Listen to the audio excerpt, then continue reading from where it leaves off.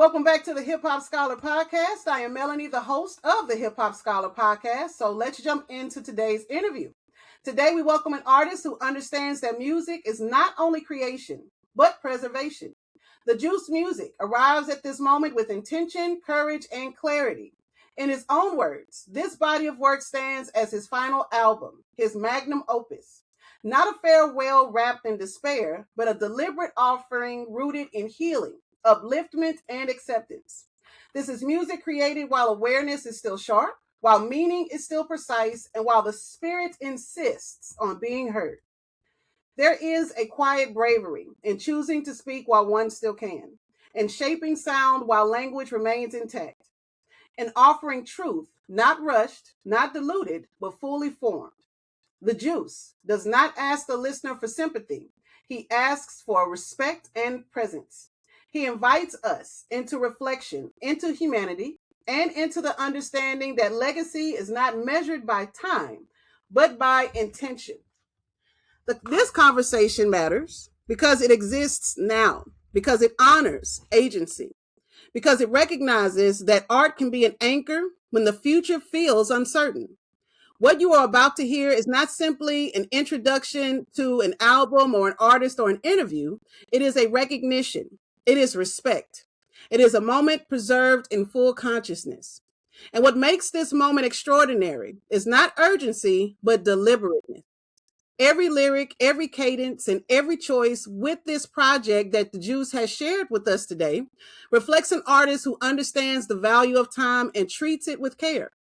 This is not music created in haste nor in fear. It is music shaped with awareness, built carefully, and released with purpose. In that way, the Juice reminds us that hip hop at its highest form is not just expression, but authorship of one's own narrative. There is also generosity here. To create while facing uncertainty is an act of giving, not retreat. To invite listeners into one's inner world while clarity remains is an offering rooted in trust. This work does not ask to be rushed through or consumed casually either. It asks the listener to slow down, to sit with emotion, and to recognize the humanity behind the voice. This is art that meets people where they are and walks with them gently. This presence is fully realized in the Juice's album, Healmatic, a body of work that reads like a spiritual ledger and a living testimony.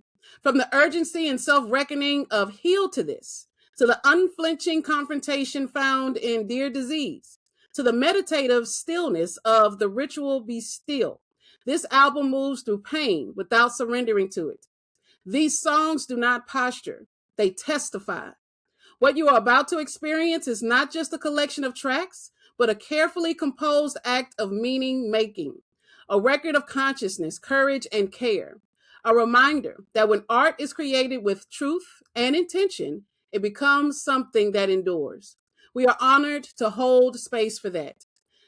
For the Hip Hop Scholar podcast, I am honored to welcome the Juice Music.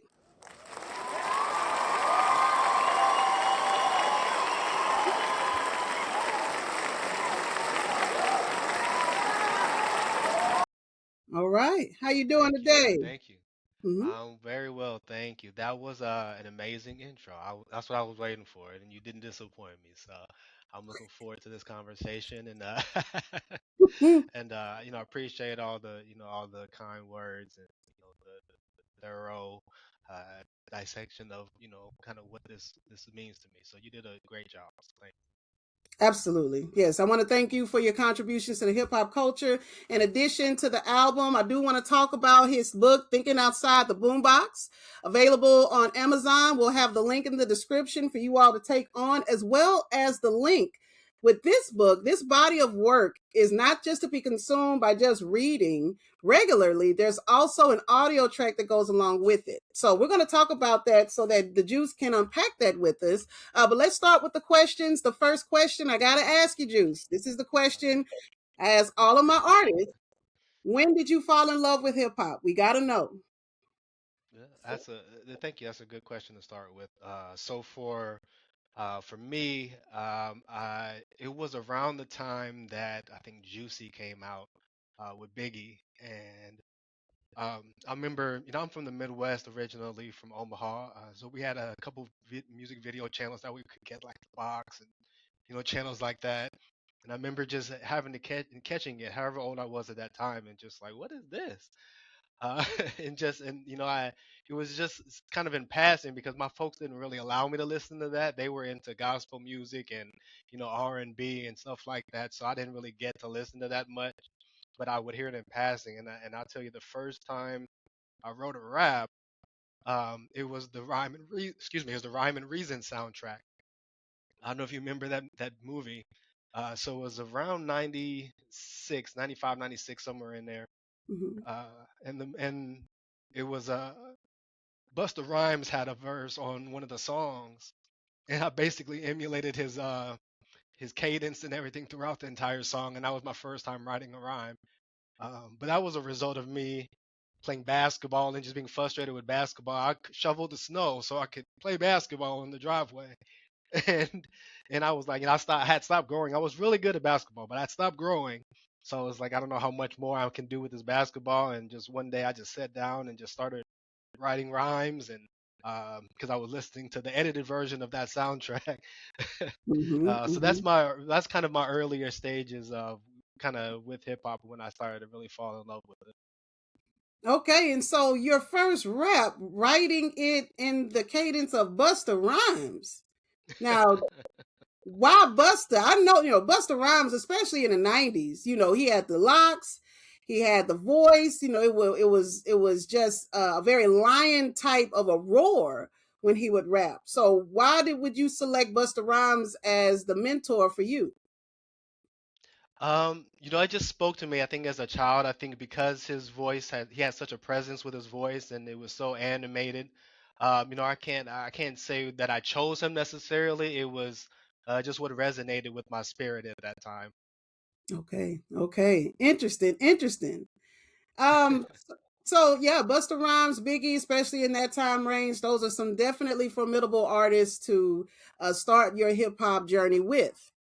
And so with that journey, the Juice, Justin the Juice Ellis, is that from the album Juicy? Is that how that came about with the name? Talk to us about the how your name originated. That's a good question. So no, so what I will say about my nickname is it was just a name that I just it just kind of was working. It was just something that was out there. I'm not gonna get into depth with where it originated, but it's not music related. I'll put it that way. Oh, Um, but I took it on, and originally I was just going by Juice, or it was Juicy, but then a lot of guys didn't want to call me Juicy, so they would call me Juice for short. Uh, okay, and then when I first went to release my first out project, which was 2014, there was already somebody with the moniker Juice. So I said, I'm the Juice. So so that's where the name came from, and the spelling convention. I just wanted to change it from being, just Juice, and make it like Justin Ellis, Juse. So that's kind of where I got the name, the spelling of it from. But we'll save the where it originated from for another time, because it's probably was it NSF, not suitable for work, or whatever that is. Yeah. okay. Okay, sounds good. Sounds good. Well, you are the Juice, and you have the album Healmatic, which is your first, as well as what you have described as your magnum opus. So, what made you recognize that this was the moment to create it? Healmatic. So, the process of preparing your magnum opus. Kind of talk to us about that process, Juice. For sure. So I was, like I said, this is more than likely my final album, but I'll give you just a brief, I don't know how deep we're gonna get, but I'll give you a brief context. So I was fresh out of college. I actually had signed a record deal with a company in the UK. And excuse me, Mm-hmm. tea here. Okay. And I had an opportunity to record like some demo stuff with them, and do some music with one of the producers in the UK. So it's a company that kind of does hip hop, house, jazz kind of vibes, and I was able to do a couple tracks with the producer whose name is Clyde. He goes by Clyde Beats now, who's actually featured on this album. So I brought it full circle. But it I just I've been making music for a long time. From beatboxing and making my raps. So with a two tape recorder Hmm. to today, and knowing that I may not have a whole lot of good, quality years left, just realistically, being one, I'm getting older, and two, with my diagnosis. So after me trying to, after me kind of starting the grieving process, uh, I realized that, I want to do something else. I want to do something with music related to kind of my diagnosis, which was June 2024.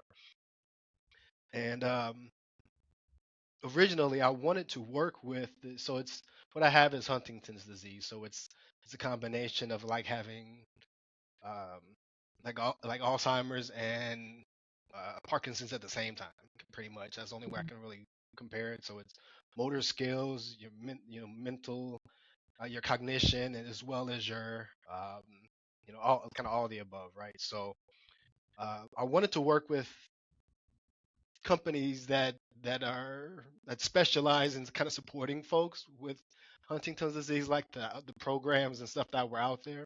And they kind of turned me down. I said, I have an idea. I just want to make an album about the process of me going that I'm going through. They're like, good luck with that, and kind of dismissed me pretty quickly. And I was like, well, I was like, okay, well, fuck them. So it turned into it Hmm. turned Hmm. into me it turned into me saying, well, let me reach back out to some of my old colleagues and see if I can get just a couple beats or something like that, maybe make an EP or something. That EP turned into saying, well, how many people can I really connect with and have support me on this album? So it quickly became bigger than me. It became more than just, hey, let me make a couple songs about it, to actually let me document all of it and just put a full body of work into it. So I reached out to a ton of folks, got a ton of support with it. So that was kind of the origin of where the project came from. Okay. So you've always been the MC, beatboxing, writing, and everything. And so, the receiving that diagnosis, not even, a year and a half, not, it's very recently that you Yeah. received the diagnosis of the Huntington's disease. And what I appreciated what I appreciate about your reaching out and us connecting is that with this album, Healmatic, it's very unapologetic. Where you're not asking for sympathy, you're not asking for anything more than to be heard, to leave this legacy and to impart this wisdom, as well as the talents that were given to you. And so, this magnum opus, again, the moment to do so is now, and to definitely be able to discuss that and unpack it. And I'm honored for you to have selected this podcast to do that with. We can take as much time as needed, and as long as you want, we can definitely do another podcast, another interview to talk more about it. I definitely want to honor you today, and thank you for this, especially with this title, Healmatic. The cover of it, it reminds me of Illmatic of Nas, right? And him becoming, going from a child to a Yeah, you man. got it. It's, You got mhm. it. They don't call me the Yeah. hip hop scholar for nothing. Let me tell you, right? That's why. Yeah, that's why they call you that. Yeah. Exactly. And so, the title again with my questions, Healmatic. What does healing mean to you now compared to earlier in your life? So with that Healmatic, what does, talk to us about healing, compared now rather than earlier?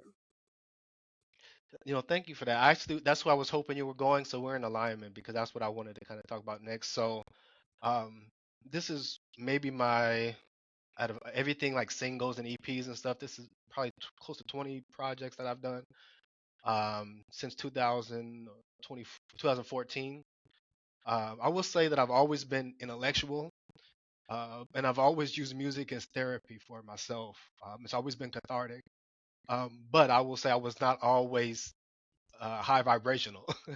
Mhm. So my earlier music, although it was therapeutic, uh, a lot of it was angry and kind of nihilistic, and I talk about some of that in in the album.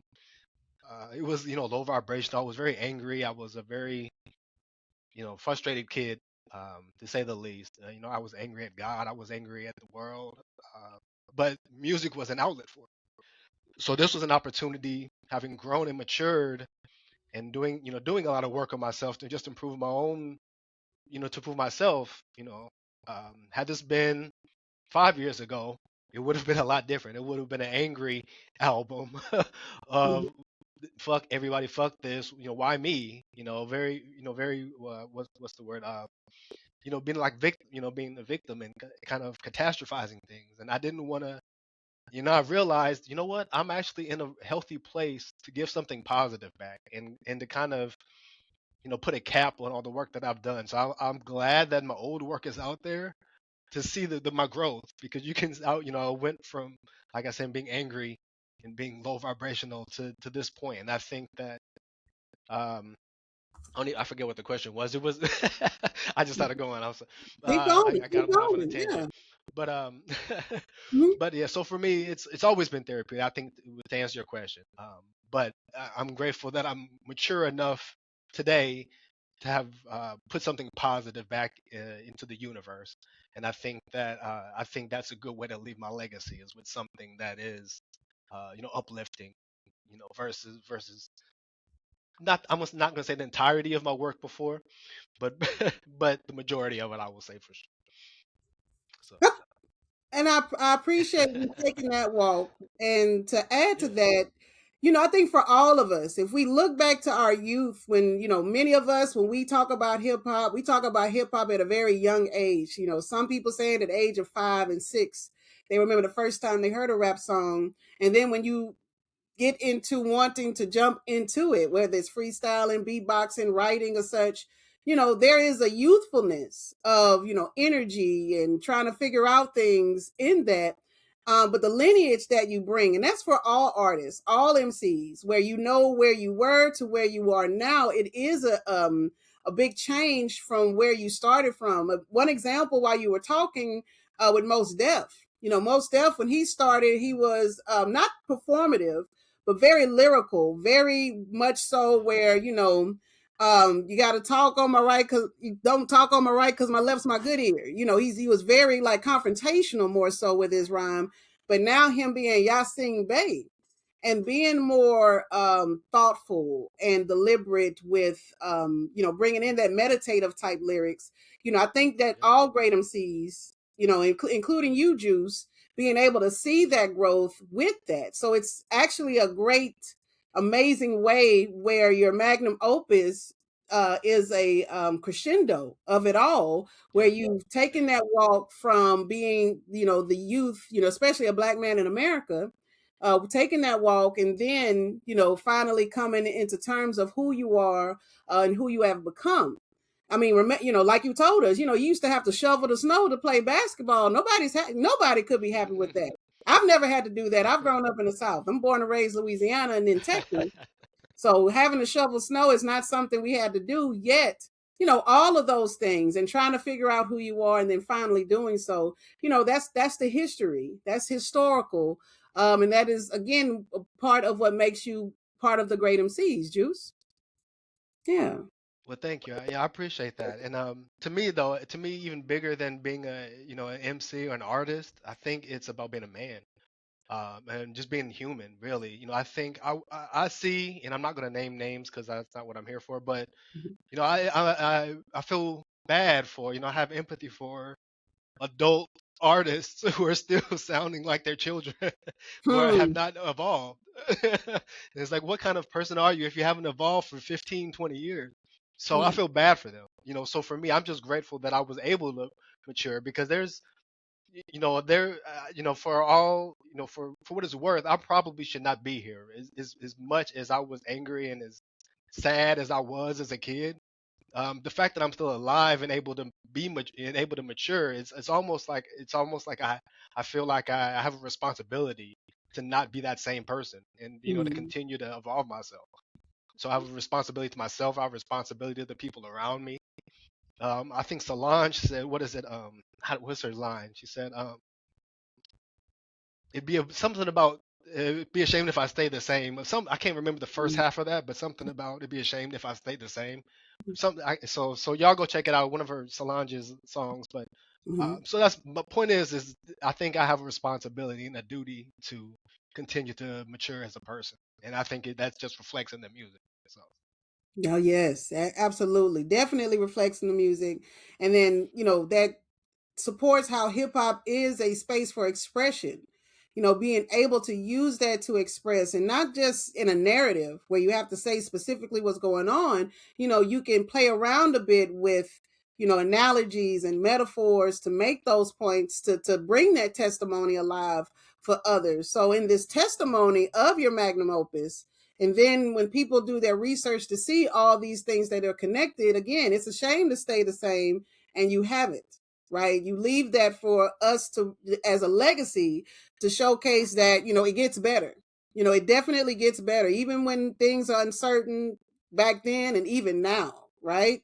Um, it does get better. You just have to stay on track and be focused and driven on those pieces. Some of the music on there, like Heal to This, it opens the project with a bit of urgency. What were you confronting when you wrote that particular song, Heal to This? So that one, the start of the album is kind of a mantra. It kind of outlines. So it's called the first song is called "I Am," and the first thing I say on the album is I am Huntington's disease. That's the very first thing that I say. Cause I was like, let's just lay it out there. So following that, I come with "Heal to This," and "Heal to This" for me is just it's almost like the I'm it's almost the exuberance of starting the journey, and I want to start people off on a positive note because I didn't want it to be too heavy. So "Heal to This" is one of the lighter tracks, because for me it's like I want to set the narrative like this isn't sad, I lay it out there, but it's not sad. I'm not looking for pity. So for me, it has a good vibe, has a good bop to it. But also I do kind of have there's a lot of there's a lot of depth to what I'm saying. So I do wanted to incorporate that, and that's just part of my nature as a writer is to have layers to it. But my intention was to start it off with something that felt good, and that you go through the album, it gets pretty sad, and somber, even though it's hopeful at the end of all the songs. There's hope in all the songs, but Heal to This for me, it felt like a good, when you get those like in the first couple of songs on the album, it kind of sets the tone. Mm-hmm. So that to me, the first three songs on this album really set the tone for the rest of the project. I'm big on sequencing, so I I was intentional about where every song was placed. I revised it all. I've revised it several times. So for me, it was just like I said, kind of setting the tone with the first few tracks. And so, with the depth of that, how in the process of writing, how were you able to really allow for yourself to say, you know what, I'm done with this song? Especially when it carries so much weight. Like, how in your mind were you able to let go? Because, everybody's, and we are all sensitive about our art. So, teach us how you were able to let go of a song to say you're finished when these songs carry so much depth and weight. No, that's a good question. So I will say that just having done music for so long, I just have a sense of what feels right. I'm 42 now, so as far as when a song is done, as an artist, well, I'll put it, I guess, two ways. As an artist can always go back and find things that that they could revise Mm-hmm. or could change. So as an artist, things are never really done, but you have to be okay with moving forward, or you never release anything. I have several friends who are great artists, but will never release anything because they don't know how to Mm-hmm. disconnect, how to give it back to the universe. So for me is when I feel like I've said what I wanted to say, then I say, okay, I'm giving it back to the universe. Because for me, I don't feel like I own any of this. This was all transmitted through me. I'm just a vessel for it. So I think it's selfish to keep it. And so I'm good. I can go back and listen to it and say, man, I wish I would have did this different or whatever. And sometimes I hear things and I'm like, well, maybe I would have changed that, but I'm happy with it. And I think to really answer your question, I think for all of it, for all the songs that I've ever done, is does it feel good to me? And I think when I get to that point when it feels good, because there's no really complete, then I think that I'm like, okay, yeah. I was like, it feels good. It feels like it's what it's supposed to be. So Yeah, it's not like a 1 + 1 = 2. It was more like of that feeling, instinctual of when it's yeah, supposed to. And like you said, you're being a vessel and being channeled with this energy and having the satisfaction of the feeling of it, not necessarily of the time frame, how many stanzas, how many bars. It's more or less about that feeling, that innate feeling. And that's profound to share. Because I was speaking with another artist about the techniques. Like they have, you've seen the social media where they'll break down and say, oh, similes and metaphors that are in the art of the music. And then my thing with that is that I feel that artists, especially artists that look like us, they're not writing with that in mind. Like I'm not thinking of a simile. I'm not thinking of a metaphor when I'm writing. I'm writing to give this gift of rhyme and to show my wisdom. And if it comes about as a technical term, okay, that's a surprise. But in that sense, where it's instinct, it's experience, you're a veteran when it comes to this. So it's not a rubric that you're using to evaluate your music. Again, that's coming from the heart. It's coming from the soul, even when you're putting it down. that's true. And I will say though that I am I'm educated in like literary devices. So Mm-hmm. I do understand. So I not only understand, I'm intentional about when I use similes and metaphors and internal rhymes. Like I do think about that as I'm writing. I don't write with the goal to come up with necessarily something because I want to. It's more about conveying the message. If your goal is to input so much, so many literary devices into the music, you're gonna disconnect from the feeling. And I want to make sure I keep the feeling, but I think about, okay, how do I want to convey this? And so I'll go through and I was like, what's the best way? What's the best way keeping it authentic and keeping it feeling good, that I can deliver this. And sometimes it's a simile, sometimes it's a metaphor. Sometimes I rhyme within rhymes. And sometimes I'll do something else. I'll do something else where I don't rhyme, or I'll pause in between. So everything for me is calculated. I can't speak for everybody, but I will say that everything that I do as a writer is calculated. I'm the type of person that I still I don't write on paper anymore. I'm on my phone now, but I do write it down, and it takes me a long time to write songs because I go back and read back through it and say, okay, maybe I need to take out a syllable here because it sounds a little too cluttered, or maybe I need to add a syllable here, or whatever the case is. Mm-hmm. So I'll Mm-hmm. I'll reread it and I'll feel it out, and I'm like, okay, for me it feels good, but part of it is about being part of me and my artistry is sometimes it's about being a little bit off kilter. So it's not necessarily rhyming on beat, like the old school days where everything ended with the same rhyme, like a rhyme, like every 2 bars or whatever. It's like for me, that's not. Sometimes I like to feel almost like a jazz musician, feel the rhythm and kind of like flow with the beat sometimes, and sometimes I'll slide in and out of pocket intentionally. So one good Mm-hmm. example of that is like MF Doom. So that's kind of part of my nature as an artist is feeling the beat, like bobbing and weaving almost a little bit sometimes. Mm-hmm. But I'm definitely intentional about the way that I convey that. So, Well but shout said. out to those folks who go off the top of the head and just whatever if they just and don't write things down. But I know Mm-hmm. I'm a writer, so I'm thorough and I'm intentional about every syllable, every word that I use. And that's wonderful. It's a very insightful because you do have those. Lil Wayne is one where he's not writing anything down. He's going straight off of the dome. And then it also reminds me of this Hispanic rapper, Calle 13, where he's very Mm, methodical with the syllables and how he rhymes in Spanish, where you can um, translate directly into English and it goes in the same cadence in the way that he oh, raps. cool. So it's, it's like you say, you have a background as a writer.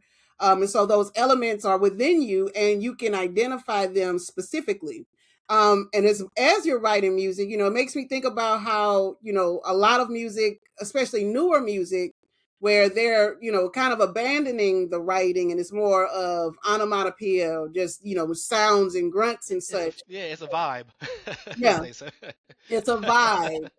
Yeah, And which sometimes which is it good, hits. which is cool. Yeah. Yeah, sometimes it feels good. And sometimes that's all you need. But I know that's not my place. But I can appreciate all of it. It's all art, and I don't think there's a right or wrong way to do it. But Hmm. I just know from me, yeah, I tend to intellectualize things, so I do the same thing when I write. Nicely said, nicely said. So with the magnum opus then, Juice, what did creating this album teach you about yourself that surprised you? When you finished or even through the process, what's something that you taught yourself about yourself that was a surprise? That's a good question. Well, I guess before I say that, just to give a little context, I recorded the album and I haven't, this isn't out anywhere really. I don't think so. You're gonna get this exclusive. But what I did was, well, I did do some shorts, YouTube shorts. But what I did was, is I went into a tiny home for 2.5 days and I recorded the entire album in that time frame. So I had all the instrumentals, all the beats I had already. I said I started for the album. I started with the instrumentals, and I solicited some from colleagues and you know big name producers. As I'm sure we'll talk about here. But um, for me, like in that 2.5 days and locking myself in there, and it's unheard of. So I did 20 something songs, not just this album, but a couple extras, songs that I just kind of did for myself. In that 2.5 days, really, up all night, like not sleeping, like and it was storming in this during when I was recording part of it. Um, and and well, and I bring that up because it taught me a lot about endurance and kind of really what people are capable of. People tend to get complacent because it's so easy to do stuff nowadays. You can just kind of lounge around and just kind of do something here, do something there. But the fact that I was that intentional and I was disconnected from I was in the woods, and people who are in Georgia know Alpharetta. I was in the woods in Alpharetta, which is like on the outskirts of Atlanta. So it taught me a lot about myself as far as endurance and just when you're locked in and you're intentional, what you can accomplish. And that came from also me um, opening up, and that's probably the even more so. It's about me opening up in ways that I never thought I would. I could open up in other ways. It's easier for people to talk about love and stuff like that, and being angry and sliding on the ops, but to be vulnerable, uh, it was powerful for me. And the reason I bring up my recording process in this is because halfway through the was it Dear Disease, I broke down and started crying, and I had to pause. And so in the song, you hear me crying. That was real live, real time tears that I said, you know what? I had the presence of mind to hit record, and I said this needs to be in the music because this is exactly what I'm feeling right now. So I had to take a pause for myself to just let it out. And I think that vulnerability and I think that intention made for some beautiful work that like I said, is well beyond me as a person. This is it's spiritual. This is, like I said, giving back to the universe. So I know that was I hope that kind of answered the question. You did. It absolutely did. Being able Okay. to focus. Uh, There's a lyric from The Far Side where he says, "I've been up in my lab assembling missiles to bomb the enemy because they envy me in the making of a mad currency. Currently, I think we're in a state of an emergency because niggas done sold their souls and now they sold is hollow. And I think we can't follow. You know, I it don't goes. remember which song. I like Far Side, but I don't remember that lyric. But I love Far Side Mm, though. But yeah, I think it's yeah. Drop. So I think from it's Drop. I think it's Drop. It's is from it okay? Lab Cabin, California. I think it's Okay, off of that album, I believe. But but you were in your lab assembling your own missiles, and learning about yourself. So what surprised you was that endurance of putting together a 20-track vulnerable healing album for yourself and for others in a very short amount of time. That is surprising. That's something that is important, I think, for many of us to channel through our music, to channel through our learning, channel through our living. That is something that you've taught us. So, that goes into one of my other questions of asking you about, what do you hope that listeners feel when they sit and listen to Healmatic from beginning to the end? Like how do you want what do you want for them to take away when they listen to that album?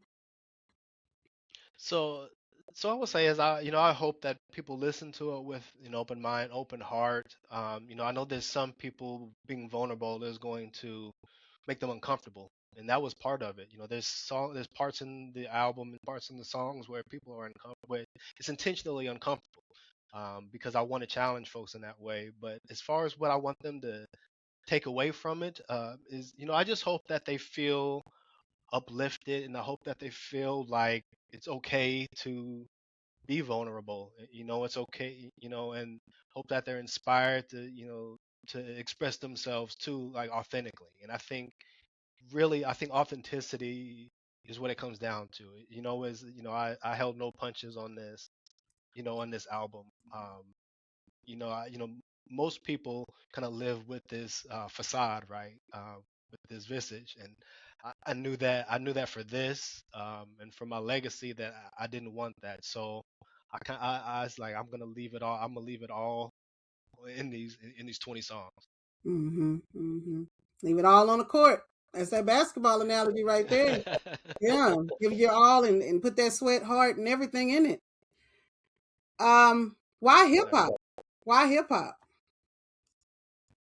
Uh, I think that hip hop is it's the culture of black people in America, and uh, it's well beyond black people these days, right? And there's always been more than just black people in hip hop, right? But as far as I think that, well, I'll phrase it this way. I think that it's beyond people who understand or appreciate hip hop. People are engaging in the elements without necessarily fully understanding or being capable of even understanding what hip hop really means. Hip hop is a result of growing up with certain traditions, certain understanding about the way your position in America. And I think that I didn't choose hip hop. Hip hop chose me. It's Mm-hmm. from being because it resonated with me. The stories, the struggle, the all of it, the culture, the community. It's and so uh I think that all of that just you kind of meet your folks, kind of meet your tribe, and to me hip hop is my tribe. And I will say that hip hop also saved me, so like I said, not just me as an artist, but listening to songs. I'll tell you one song that I used to listen to on repeat just when I was down was a Tribe Called Quest, Stressed Out, and Goody Mob, Still Standing. So songs like that, it's just I just would listen to those on repeat, and they just hit me. So for me, it spoke to me. I guess Mm-hmm. at the end of the day, it spoke to me, and I was called to. Absolutely. Yeah, I really know how it feels to be Yeah, stressed out. that's faith. Exactly. Yeah, stressed out. Yeah, yeah. And with the Tribe Called Quest, being one of those, because my first time hearing Tribe Called Quest, I was younger, but it was a song in the rap video on MTV. I left my wallet in El Segundo, and Yes, ma'am. that was one of the first music videos that I can remember. And it was just a storytelling, telling us a Yeah. story about him leaving his wallet, this girl condom, and all this other things, and growing up with hip hop, as it starts in America, in Black America, in the Bronx, New York, where there was nothing, and turning this not only into something, but into a culture that many can relate to. We look at Kumo D and Busy B. Like we reference, a lot of us reference that 1981 convention. That was like the first a freestyle battle or a rap battle between two MCs in 1981, especially it being recorded.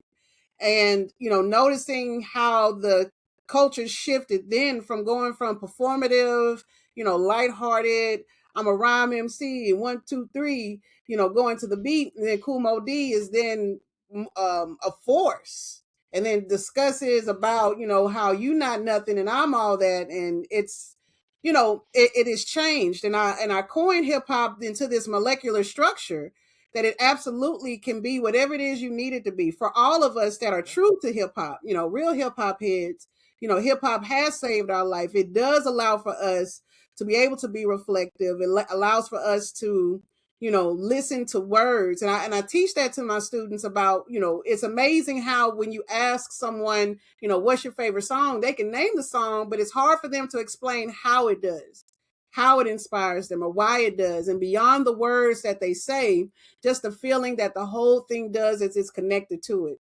So, when I ask you, Juse, about why hip hop, there's no other genre.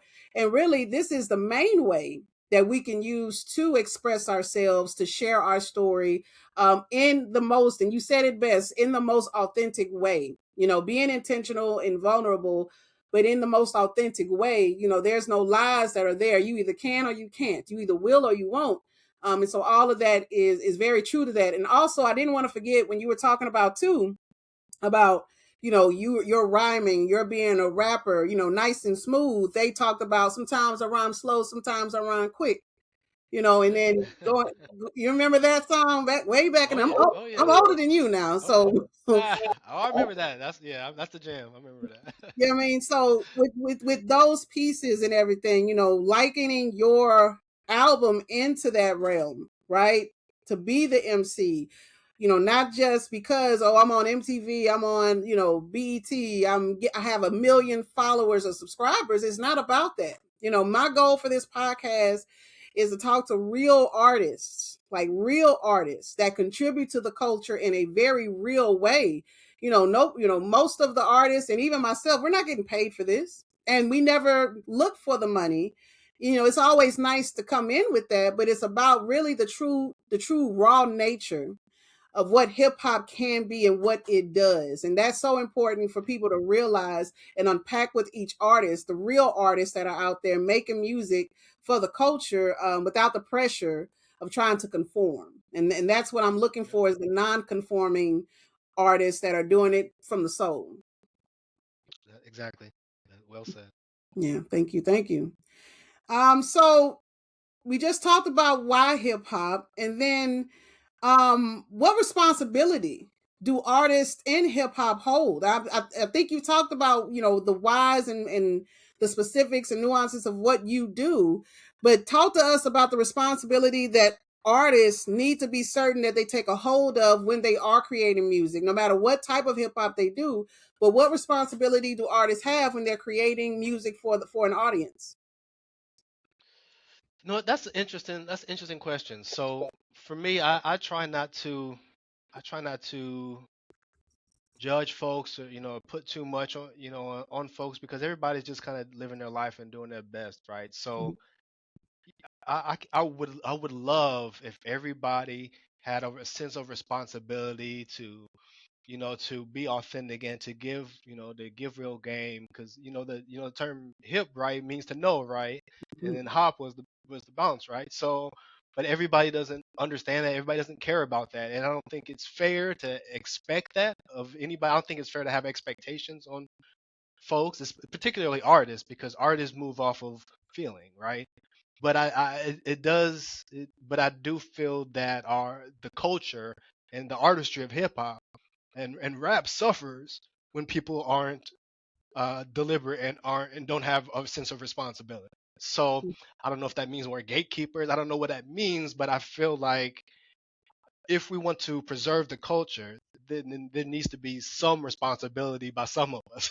If nobody had any responsibility, then it would be chaos, right? Then the culture would not exist, right? But I think that it's the responsibility of those who have the capacity and the mind state to act on it. If for somebody who is for lack of a better term, somebody who is ignorant or low vibrational or just makes music just for because it's cool to do at the time, then fine. Make your music and it's gonna be a vibe. It's gonna be cool. It's gonna be enjoyable. But I feel like it's almost like it. But if you have the wherewithal and you know that you should be responsible, then you should be. Then you have the onus is on you. So it's more like it's more like when you get the information, when you know that you're supposed to be responsible, then it's not being genuine. If you're then you choose not to be responsible. Then you're not being. Does that make sense? Mm-hmm, So for mm-hmm. anybody who doesn't feel they should be responsible, don't be responsible. Fine. Does that make sense? The way I'm Right, putting that. right. So the It does. responsibility to me is on folks is on those who who receive the responsibility Mm-hmm, mm-hmm. to be responsible. You know. Yeah, that connects to what you were saying earlier about, this album being the universe using you as a vessel and you taking on that responsibility, and then you have, people that that what, I'm not even going to do music because, one way or another, and not taking on that responsibility. But for those who do, be responsible, make certain that you give it your all, and not halfway, not watered down. Don't gaslight yourself in thinking that you giving a puddle of yourself is going to equate to you getting a gallon's worth of applause or such.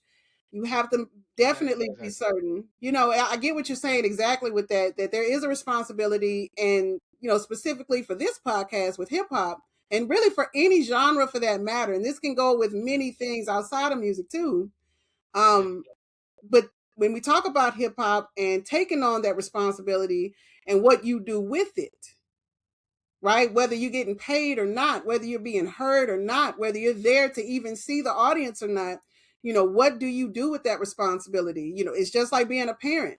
You have a child, what are you going to do with the responsibility of taking care of your Yeah. kids? Some people, take on that responsibility, and then others, they don't. And Exactly. So right. So for me, it's like an example. If I were to your point, if I was given this, download that hey, make this album, and then I was like, I'm self-conscious or whatever, then that would be me not being responsible for what I was given because I was told to do that, right? So that's me being responsible is acting out what I was told to do, being a vessel, right? So being that conduit for this information because there were periods where I was like, what I said that like I don't even know where it came from, like where like that that where did that come from? Like there was parts I was changing in the moment of me recording just because that's what felt right, you know what I mean? So um yeah, I don't think it's fair, I would, like I said, I don't think it's fair to put the onus on everybody just because I know everybody isn't built like that. But I think for those who are, those who receive that, and hear that, within their own spirit, then it's your responsibility to adhere to that, if that makes sense.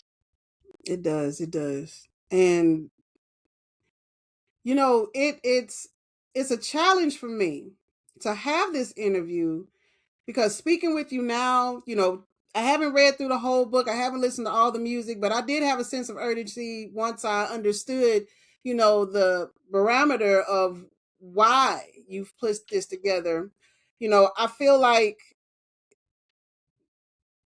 do you have, I hate to ask this question, but do you think you have Asking the enough right question. energy to create another album or to create more music before, anything else occurs? Because, the way that you speak and it's with such distinction, you know, I'm trying not to get emotional, but at the same token, though, this being, you stated and it's posted on your profile of it being your magnum opus, but do you think that the world could have more of the Juice music before anything happens? Thank you for asking that question. That's a fair question. I'm being here to be authentic. So I will say that I have no intentions at this time. Um, I still have the wherewithal to be able to create, but I will say the amount of energy and there has been a lot of frustration with the recording and the mixing and the releasing and all kind of stuff. There's that. Um, I don't know that I have. I don't know that in my spirit that there's anything left for me to do. Mm, If it comes to a point, if I receive, something, I'm not the person to put absolutes on anything, so I'll always leave space for possibility. Um, but I will say is that I may hit a single, I may do a song here or there, but as far as a full project with, like I said, the amount of folks that I had supporting me with this, from the producers and the features and, managers of artists and, and everybody else involved in yourself, to be able to document some of it. Um, I feel content that I've accomplished what I wanted to accomplish. But I'll never say never, but I will say that I definitely need a deep sigh of release before I even am thinking about potentially even doing anything. I'm not gonna set out to make anything right now. But I leave that space for, like I said, for God, universe, whoever you believe in, whatever that voice is to you. That if there's something else that I need to do, then I'll say, hey, just like Michael Jordan with the 42 or Jay-Z with the Black album. I don't know. I might be retired, but I might end up, I might come back. You never. okay, okay, but I okay. but I would say that fortunately from a medical standpoint, I would say that I'm 42. I'm not as sharp as I was when I was in my 20s. Just from being older. Right? But in this moment, do I feel like I have the capacity to create?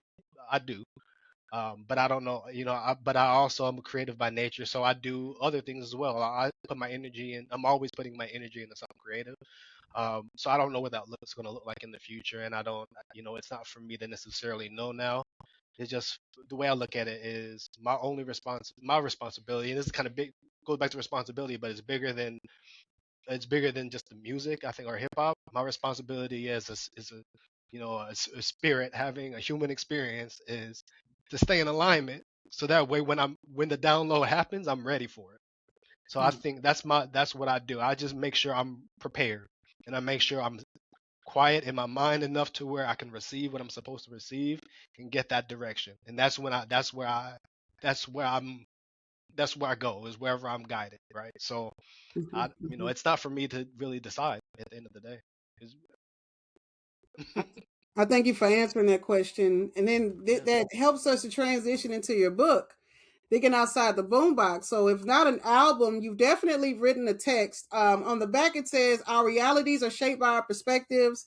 If we make a conscious effort to change our paradigm through learning new things and challenging conventional thinking, we can change our understanding of the world around us and become alchemists, creating whatever reality we want. This book is an exercise in thinking outside the boombox, encouraging everyone to think in a different way. So tune into a new frequency and turn that shit up. Yes. yeah, yeah, So a workbook even. I see it has the notes and the spaces in there. Talk to us about this yeah, amazing project. yeah. First, like I said, I've always been intellectual. I was around 13 when I was raised Baptist, and I was asking questions that pastors stuff could not answer. And I was challenged, and I, got to the point where I was like, well, I want to study and I want to find out the answer. And the more that I study, I've studied most major, most religions, I'm not gonna say every religion, but a lot of religions. I've studied the scriptures, I studied ancient texts, the Upanishads, all of that.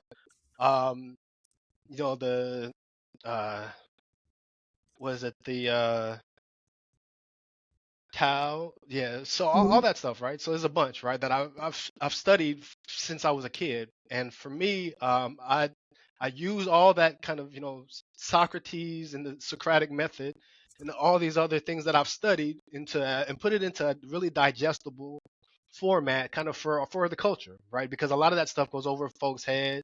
A lot of folks feel like the philosophy is kind of woo woo or whatever, but I made it so it's easy to understand and it's easy digestible. But it's extremely high level, high level concepts that I'm Mhm. breaking down. So, but um, it was ideas and thoughts and just kind of epiphanies that I've had over the years that I started documenting and said, let me. And at first it was I had no intention of doing anything with it. It was just like because I study. I have ideas, and so that was really where it came from, and I just had all these, like I said, epiphanies and just ideas and just questions. I was like, let me put it, maybe it could help somebody else reframe things and think about certain things in a different way. Some of it may resonate with folks, some of it may not, but part of why I wanted to do it in like a workbook format and keep it short bits is to make it so it's something that you're actively you that make it an active process, so you're not a passive reader. So it makes it more active for you. So that in kind of to your point earlier, or your when you mentioned about the audio part of it. So um, instead of doing an audio book, where it's just somebody reading or me reading the pages, I said let me do a kind of like a mixtape, and I put I spoke all of the sections and put it in an album with with music behind it. So that way, if you just want to listen to it, you can jam out to it, but you're also learning and you don't know it. It's putting that sugar. It's basically putting that sugar in it for folks who don't want to learn or don't want to do philosophy. If you've listened to it, when you listen to it, you're getting you're getting you're getting philosophy 303 with this, right? So Mhm. There we go. so yeah, so that was really my intention behind it. And I put kind of original songs that kind of correlate with the chapters as well. So it was a really cool project that I wanted to do. I hadn't seen anybody kind of put that together in that way, and that was something else that I was, like I said, I've been studying since I was 13. So this is 29 years or whatever of me of information that I've studied and researched and reflected on and meditated on that I've documented. So, This is awesome. I was looking at this chapter 12 where it says, in a kingdom of fools, the clown is king. There is no pride in being the least ignorant person in the room. Instead, place yourself around people who challenge you to be greater, not people who are ruled by stupidity, nor people for whom average is acceptable. And that is so insightful in the notes there to really reflect on that. I wonder, what would your 13-year-old self say about this book? If you can go back and tell Justin, 13-year-old Justin, that, man, we wrote a book and this is the book, what do you think 13-year-old Justin would say? I think that the 13-year-old Justin would say that there's the more that curiosity is endless, and I think that I wish that when I was that age I had something like that, because although I don't think there's that I always leave space for possibility. So philosophy asks more questions than it really answers, in my opinion.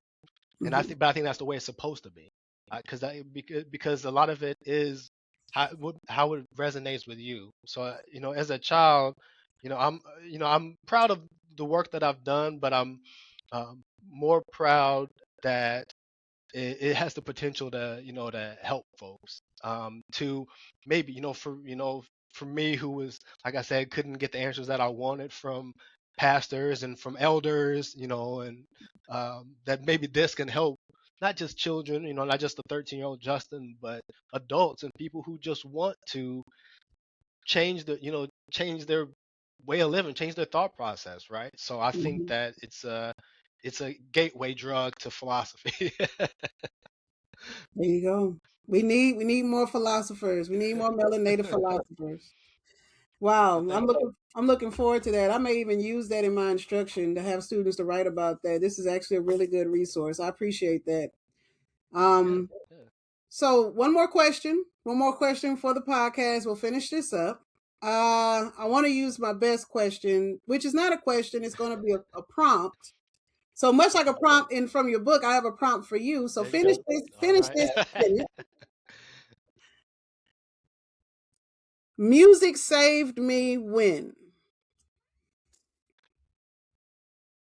Music has saved me so many times. Hip hop specifically saved me when I was depressed. It saved me when I was confused. It saved me when I was insecure. You know, it saved me when I was uncertain. Um, it, hip hop raised me. Really. I'm not gonna, I have a great dad. I have a great family, but but really, being a child and feeling like um, I wasn't able to fully express myself in ways that I wanted, and feeling suppressed in a lot of ways, as children and people do, right? Hip hop was that voice, and hip hop was that message, and I was able to find songs like some of the ones we talked about um, that gave me a voice that I was looking for. It gave me that inspiration and that hope that I was looking for, and uh, so that's really, really that's what Hillmatic is about. It's about giving that back. That same thing, that same way hip hop saved me. That's what this is. That's what Hillmatic is for me, to the universe, to other folks. So I know I kind of went around about, but I feel like since this was the cap of the conversation, I kind of brought it back. But As you but should. yeah, so Oh. This has been a great interview. It is again an honor to be able to speak with you and talk about this, the magnum opus, because for many people, they nobody knows the day nor hour, right, for them. And so for you to have the strength and the kingly nature to say, this will be, and this is what it is, and to give that to the world, that is something that is, just I'm just thankful to be able to hear the music, for you to share the music and unpack it here on the podcast. Definitely going to bless so many people both now and in the future. So I want to just thank you so much for being on the podcast, Juice. And, every link for the book, for the music, it'll be tagged here, up here on the YouTube and the Spotify and all the other podcast platforms that this is on. So yeah, for the Hip Hop Scholar podcast, this has been a very insightful and a wonderful conversation with an amazing artist, Justin the Juice Ellis. And so we give you love and light today and in the future. And yeah, that's what we're gonna do. So that's gonna be the end of the podcast. We are out of here. Peace. peace.